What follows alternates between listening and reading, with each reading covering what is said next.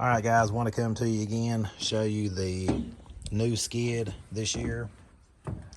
I've showed you the new skid. I've been in and out of this thing. Still have the hose reels from last year on it, but I just want to show you what I have going on.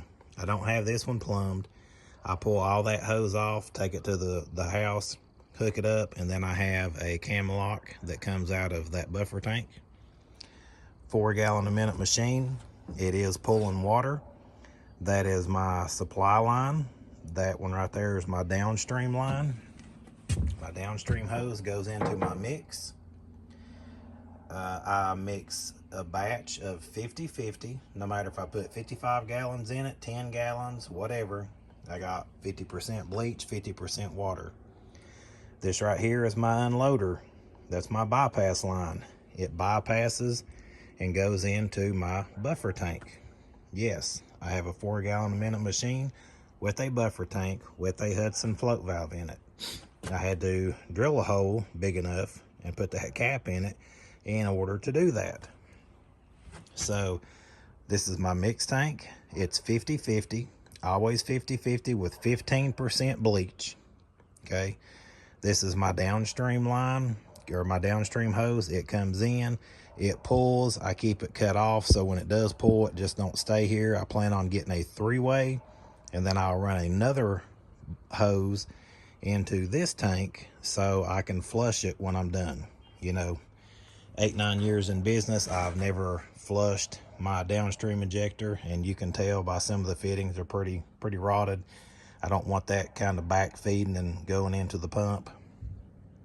So 4 gallon a minute machine, general pump. I'll show you which pump it is.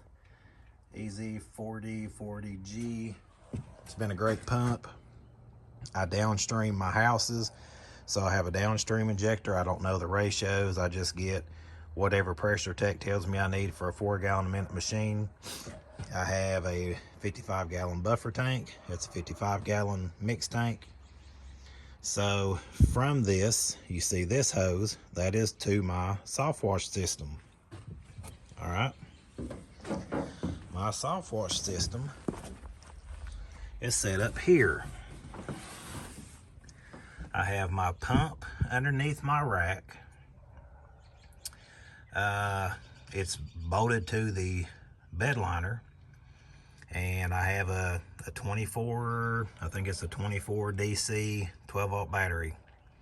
I may eventually get a battery box for this. The only reason I didn't have it is the box I have is for a 28 and it's huge. So I pull from this line through here. I got a 3-way valve, and then when I want to pull mix from here, that little lever there, I push it down and it'll suck from here and go into that pump there, shoot it out that hose up to there. Okay, when I flush my tank, or when I flush my pump, when I'm done, when I do a roof, when I'm doing concrete pre-treating, any of that, I hook the hose to this side. Say I get a bucket or whatever it is, I will have I'll push that lever this way, put this in a bucket, and then turn the pump on, and it flows through there that way and flushes all of that system out. So from here all the way down, all of that, it'll flush the water out. And then I just put a little switch right here, just a little cheap switch. I may eventually get one of the red turnstile, but that's going to work for now. I have 75 feet of garden hose. This is never kink. It's the worst hose I've ever had, ever. I mean, it is absolute garbage. I mean, I made videos on it last year. You can see how it stayed here and there. I mean, it has a memory in it that just don't quit. You can see here where it is. I mean, it is absolute garbage. So what I will probably do, because I would say 70% of the time I'm not going 25 feet to the source. So what I'll probably end up doing is getting some Flexzilla and get like a 25-foot section and then like a 50-foot section and keep it on the hose reel. That way I'm not having to reel up 75 foot of hose or pull off 75 foot of hose when I only needed to go from here to there. All right, this is a general pump hose reel. I do have it plumbed in. There's a whip line from here over to the pressure washer. You can see that. I keep 200 foot of 3/8 line, 3/8 hose on this. This is the 4th year with this hose reel, and it's been a really good one. This is what I control. This comes from my pump right here. It cam locks. You can see that fitting. I don't have it plumbed. This is just a cheap garden hose, $45 garden hose, plastic. I pull off what I need. I keep this zip tied. So when I pull off what I need, all I have to do is clamp onto that, and then I'm ready to rock and roll. I have a ball valve on here with a Jrod. That's what I'm using this year to start out with. This got a little aggravating at times last year just because I'd be trying to video and I couldn't really cut the valve on and off. So I think I'm going to get another Suttner 510 poly gun and replace this. This is my cam lock for my water hose.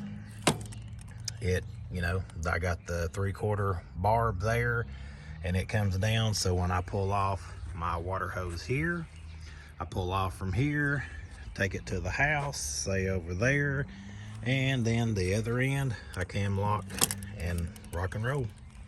So this is my setup, my truck skid, my 2024 setup. Of course I have my ladder rack, and that's what I have rocking right now. So this is a pretty free area.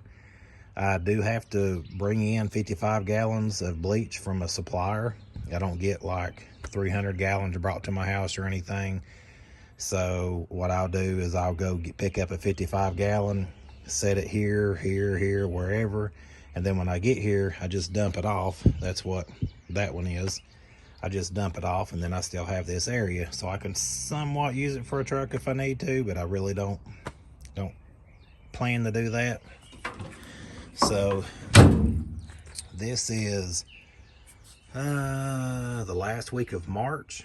The only differences that I would say in a month from now that would be from here is on that downstream injector. I think it'll have a 3-way so I can rinse it when I'm done.